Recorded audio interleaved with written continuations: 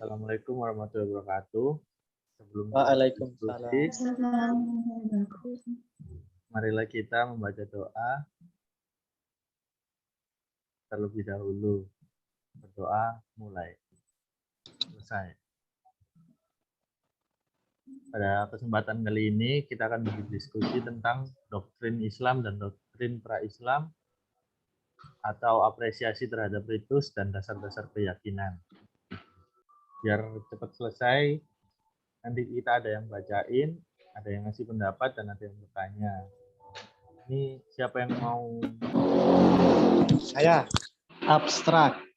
Islam diturunkan di tengah masyarakat yang telah berbudaya dan beragama, yaitu masyarakat Arab dan sekitarnya, baik Arab paganis atau penganut agama Yahudi, dari Nasrani yang disebut Ahlul Kitab. Ada 3 hal yang menjadi sorotan dari sini. Yang pertama, akidah atau keyakinan. Yang kedua, ibadah atau ritus. Yang ketiga, huluk moral. Dan yang keempat, pranata sosial. Dalam hal ini, Islam menyikapinya dengan 4 bentuk apresiasi. Yang pertama, apresiasi duplikatif. Yang kedua, apresiasi modifikatif. Yang ketiga, apresiasi purifikatif. Yang keempat, apresiasi negatif. Islam memiliki unsur-unsur serupa dengan agama pada umumnya. Unsur-unsur itu antara lain, 1. Kepercayaan terhadap yang maha tinggi dengan sifat sempurnanya. Ritus-ritus sebagai bentuk pengabdian, permohonan, dan pendekatan diri. Ajaran-ajaran supranatural dan eskatologis.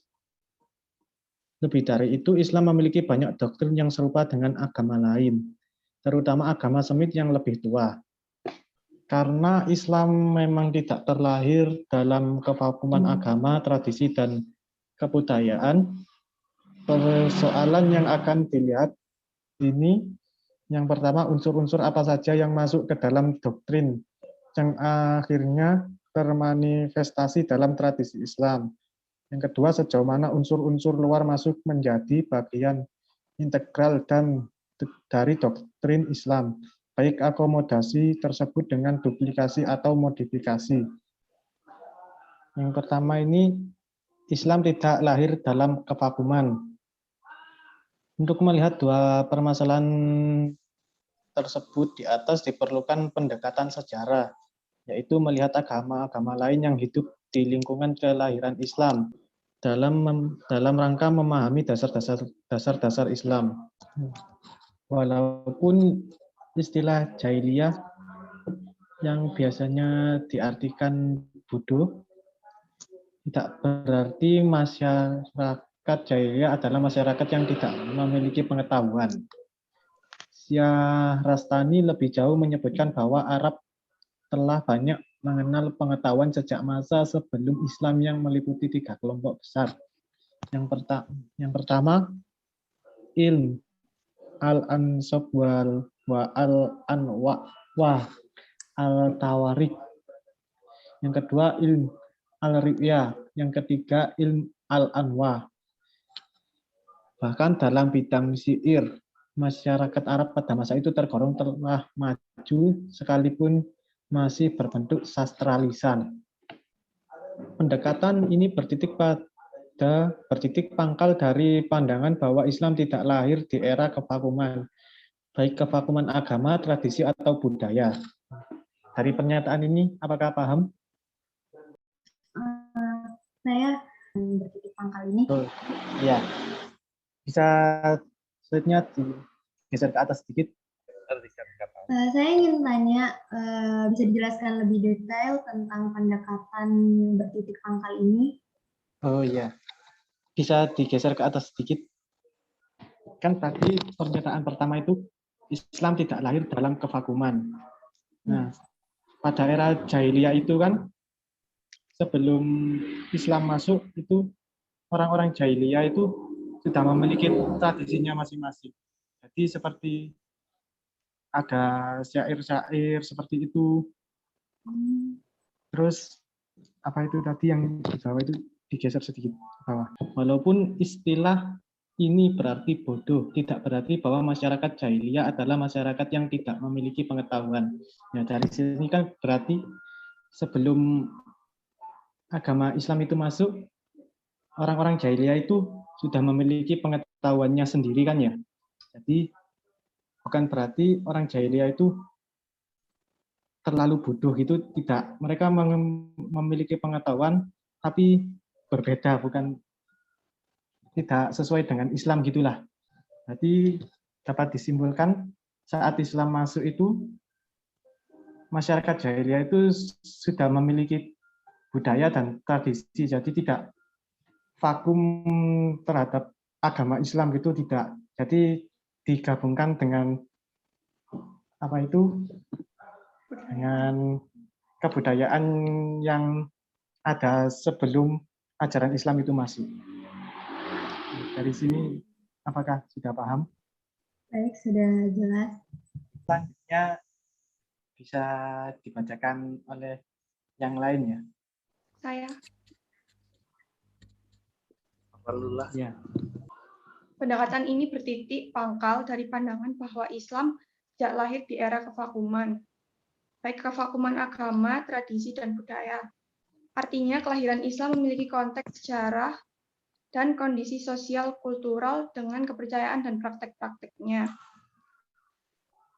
Sebenarnya sejarah masa lalu yang sering juga disebut prehistory of Islam merupakan sesuatu yang penting diperhatikan, terutama bagi sejarawan yang hendak melihat konsep tentang kelahiran Islam dan bagi komunitas Muslim dalam memahami hubungannya dengan warisan religio-kulturalnya. Dari sini ada yang mau ditanyakan? Ada, saya rasa bisa dilanjut.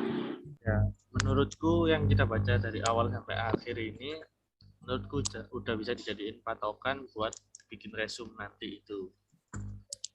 Terus biar kita nggak terlalu banyak membaca, biar kita lebih banyak diskusinya daripada membacanya, biar resumnya ya biar cepat jadi.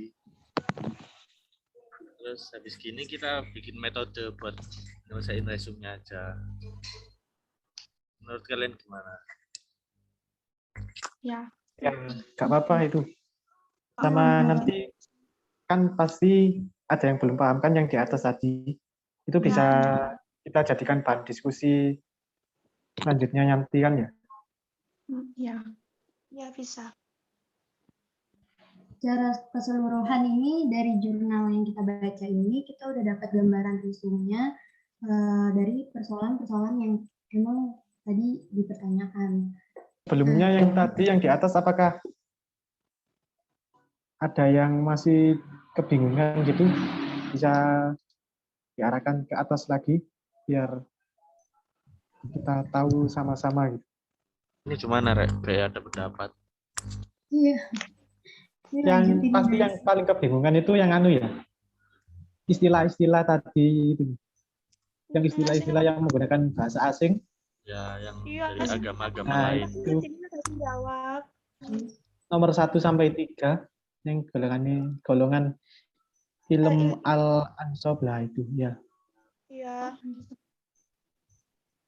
Itu kan kita masih pasti belum paham kan ya dengan 3 kelompok besar yang itu ya. Iya. Belum. Apa ini boleh gitu kan apa mencari dari searching. Iya, searching dari yang lain gitu boleh apa enggak ya? Sih nggak usah sih. Ini cuman kelompok-kelompok aja sih. Menurutku nggak perlu dicari tahu sih. Cuman kelompok. Apa langsung ke bawah aja nih? Soalnya kan di bawah masih banyak nih ya. Ya, di bawah masih banyak loh pertanyaannya. Iya. Oh iya. Di bawah kita lompat aja nih. Tadi loh. Yuk lanjut aja kali ya. Ya lanjut dulu aja sebentar. Sampai ini mungkin ini bisa dijelasin deh beberapa aturan dinyatakan jelas terdapat dalam pembina dan sanksi rajamnya. Nah itu loh perbedaan pendapat ini. Yang atas tadi dikit. Oke. Ini nih. Nah dari sini. Perbedaan pendapat muncul ketika Al-Quran atau hadis hanya bercerita tentang hukum tertentu pada agama sebelumnya tanpa penjelasan bahwa ia juga berlaku pada umat Islam. Langsung ke ini aja, ke kesimpulan. Lama-lama.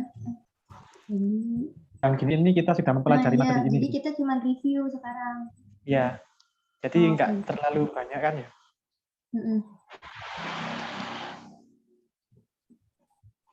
Oke, ini siapa yang baca?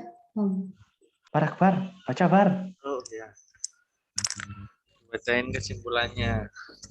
Kesimpulan yang dapat disimpulkan dari kajian di atas adalah bahwa kajian tentang sejarah fenomena keagamaan pra-Islam sangat penting untuk mengenal lebih baik konteks dan milieu kelahiran Islam. Dari sana terlihat jelas bahwa terdapat banyak doktrin dari agama pra-Islam yang masuk ke dalam agama Islam. Doktrin tersebut mendapat apresiasi dari agama Islam dengan 4 bentuk apresiasi. Yang pertama, duplikatif, modifikatif, purifikatif, dan negatif. Secara umum, unsur doktrin luar biasa masuk selama sejalan dengan prinsip dasar yang menjadi cetak biru Islam sendiri sebagai konstruksi dan formulasi yang telah baku. Dari kajian ini juga bisa dilihat pemahaman hukum sejarah mengenai evolusi kebudayaan dan fenomena keagamaan Islam secara umum. Bahwa Islam juga mengalami proses evolusi dari masa ke masa. Itu saja kesimpulan yang dari pembahasan dari yang kajian-kajian di atas. Ada yang kasih pendapat lagi dah? Ya, kalau gitu, menurut pendapat kalian sendiri itu kesimpulan dari jurnal ini itu bagaimana? Saya duluan. Ya. Menurut saya dari jurnal ini tuh udah dijelasin tentang pra-Islam dari sejarahnya gitu dengan metode penelitian historis, dan juga ini dalam jurnal ini udah dijelasin banyak tentang doktrin-doktrin yang terjadi gitu serta segala bentuk apresiasinya. Nah, mungkin dari yang lain ada masukan atau tanggapan lagi? Saya, kalau menurut saya, tambahan untuk yang barusan ini, sejak Islam masuk itu, Islam bisa berbaur dengan kebudayaan yang ada. Jadi Islam itu mudah untuk memasuki kebudayaan yang ada di dalam ruang lingkup yang ada di situ, membuat Islam itu bisa berevolusi gitu. Jadi seperti menggabungkan yang ada di sekitarnya gitu. Apakah ada tambahan lagi? Berarti dalam kajian yang kita bahas ini, berarti di sini Islam itu mengakulturasi beberapa budaya dan tradisi, kan? Iya. Iya, ini. Aku nambah nulis. Iya. Saya menambahkan apa itu? Bentar, nge-lag. Kayak ini nggak boleh, itu nggak boleh, tapi dia malah Islam malah mengapresiasi dengan bentuk duplikatif, modifikatif, verifikatif. Itu doktrin selama sejalan dengan prinsip dasar yang menjadi cetak biru Islam sendiri. Saiki tanya sing apa? Slide-nya mau nganu. Mau yang di kesimpulan ini iki loh. Purifikatif itu apa sih? Mana sih? Purifikatif itu pembersihan. Dijelaskan mulai kalau duplikat kan Itu meniru. Kopi gitu kan ya? Ya, meniru. Terus habis ditiru itu kan Berbarui. Terus kalau purifikatif itu disucikan. Tadi aku lihat di KBBI, pembersihan, ya, penyucian. Berarti Pembersihan kalau gitu purifikatif itu seperti kayak di pembenaran apa? gitu. Pembersihan Ya. nama baik. Pembenaran dari agama.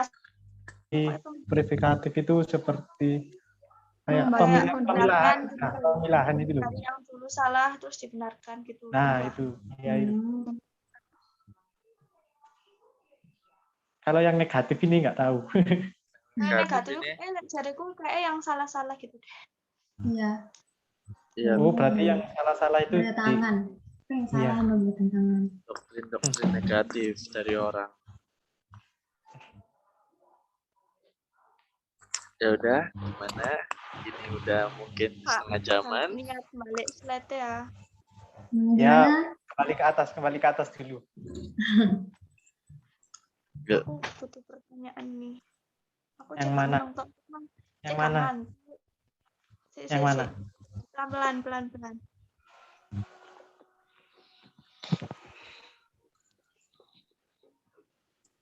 Tadi recordnya ada yang nge-lag sinyalnya. Recordnya tadi ada yang putus-putus gara-gara sinyal, gimana? Nggak apa-apa, Wis. Kan Bapak kan wajar ya, wajar apa namanya? ya kalau gitu kan. Oh, berarti nanti kelihatan. ada yang di pertanyaan laporan diskusi tadi ada yang itu loh pertanyaannya. Apa? Oh, sing Itu. negatif iki ternyata aku menolak ajaran sing salah atau kok ajaran sebelumnya ngono loh. Jadi ajaran sebelumnya sing salah itu ditolak dengan apresiasi negatif itu. Nah, ini loh. Ini Yang dijelasin. di laporan hasil diskusi ini ada 1.1-nya tuliskan masalah yang ditemukan dalam diskusi materi jurnal yang telah disusun bersama kelompok kecil. Paling itu tulis Nah, aja sinyal itu. Itu yang di atas itu. Iya, Oh itu iya. ada di atas. Berarti ada di atas itu yang masalah. Yang 2 soal itu ya? Iya, Iya. iya itu. Kita harus jawab kan? Ya, kita kayak harus jawab. Karena tadi. Integral. Integral itu.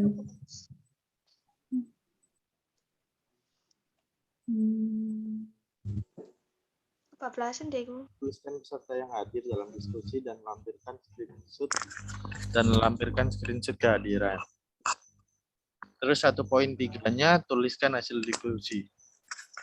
Mungkin tadi kesimpulannya tadi aja yang verifikatif itu aja. Iya. Berarti ini screenshot dulu. Ya, screenshot aja buat lampiran. Ya, screenshot yuk. 1, 2, 3. 2 soal itu. Duh, tadi katanya mau tanya sing mana? Lah katanya Mbak Siki. Duh, Tanya sih gak apa-apa. sebenarnya ini sudah dijawab loh. Yang tadi. Pertanyaan 1 sama 2 ini sudah dijawab. Dari Unsur-unsur masuk itu ya? Iya. Sing kayak akulturasi itu ya? Iya. Yang pernyataan kedua sejauh mana unsur luar masuk tadi kan yang di bawah yang golongannya kebudayaan tadi ya. Unsur luar itu. Iya. Udah kali ya? Coba turun dulu. Udah cukup apa belum? Cukup sih kayaknya. Menurutku sih cukup. Kalau buat ngisi yang tadi yang apa namanya laporan tadi, kayaknya diskusiin di WhatsApp juga bisa kan? Iya. Ya. Tinggal nambah gitu aja kan. Jadi nanti kita apa sih ini? Kita bagi yang bikin resume aja. Ntar kita bagi yang bikin resume ini 1.1 ini 1.2 ini. Berarti ini kita penutupan aja nih kan tadi kita juga udah bahas di kesimpulan kan. Kesimpulan itu kan terakhir. Jadi kesimpulan diskusi kita kan udah selesai kan? Iya. Nah, kita mengakhiri diskusi kita kali ini. Marilah kita berdoa sebelum meninggalkan Zoom ini. Berdoa mulai. Selesai. Terima kasih teman-teman yang udah hadir sama menyempatkan dan memberikan pendapat-pendapatnya. Cukup sekianin saja pertemuan kita kali ini. dan kita akan lanjut bahas di grup WhatsApp kita. Terima kasih.